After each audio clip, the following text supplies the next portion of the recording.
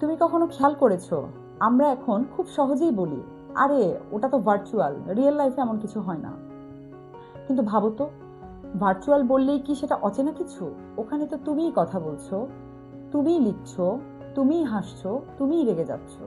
তাহলে সেটাও তো তুমি, তাই না? আমরা বলি রিয়েল লাইফ আলাদা, সোশ্যাল মিডিয়া আলাদা। সোশ্যাল মিডিয়াটা কে চালাচ্ছে? তুমিই তো চালাচ্ছ। তাহলে এই দুইটা আমি কোথা থেকে এলো? একটা কিবোর্ডের আমি, একটা সামনাসামনি আমি। তার মানে তুমি নিজেই দুটো চরিত্র প্লে করছো। ফেসবুকে অনেকেই বোল্ড, অনেস্ট, আউটস্পোকেন, কিন্তু বাস্তবে সেই মানুষটাই চুপচাপ, চোখে চোখ রাখে না, অ্যাভয়েড করে।